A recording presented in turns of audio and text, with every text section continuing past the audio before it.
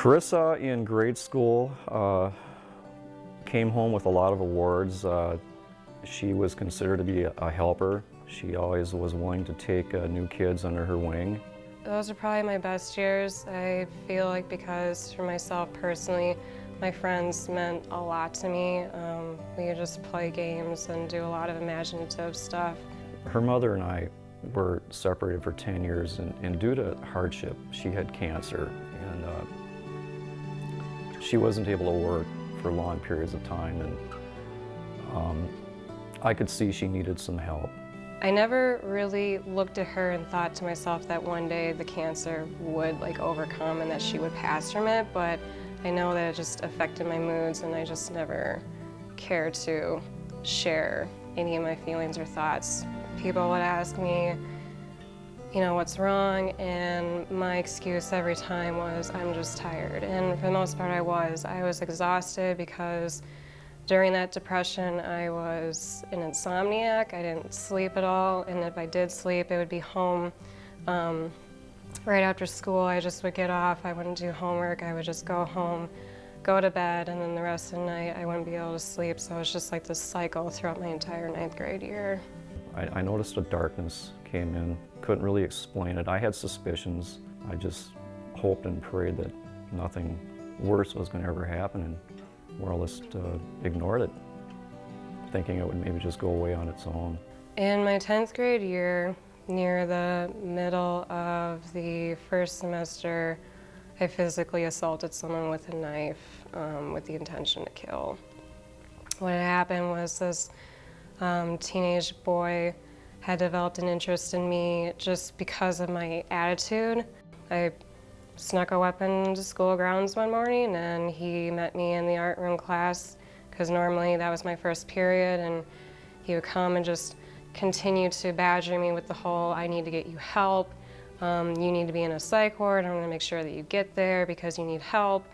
And I just kind of snapped, and then I was arrested.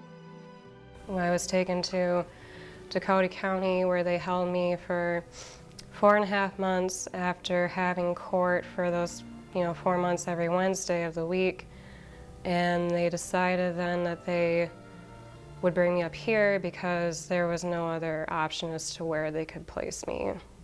She was the type of person that seemed like she wanted to live in a cave and not interact with any other human beings. Any normal emotion or behavior that somebody was having, she had troubles understanding why they would have that.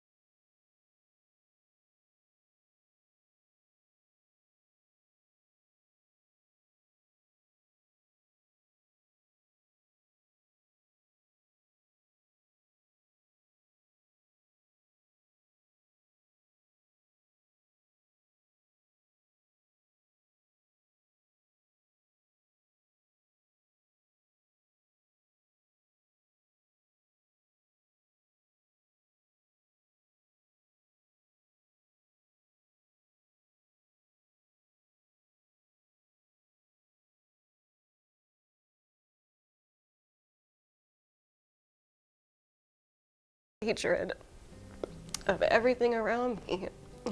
I want to live again. And it was instant.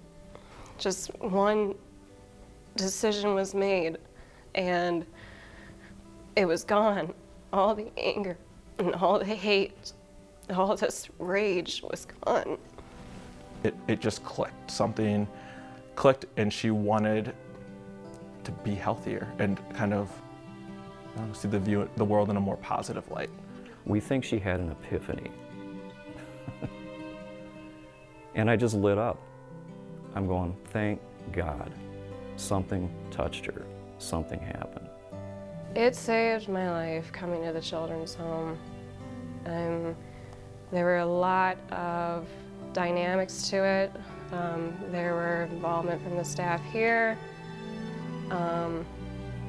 For myself personally, there was a God present in my life who brought to me the people that I needed in my life to help me to get to where I am at now. She's one of the few students I still keep contact with, and so it's awesome to see kind of this growth, from where she started to where she is now, her going to college and working jobs and interacting with people and having all these friends that are supportive. And all I wanted to sense was hope. And I knew there was a regimen to be followed because it was secure. I knew there were rules to be followed because it was secure. And all I could think about was, it's there for a reason, it's there for good.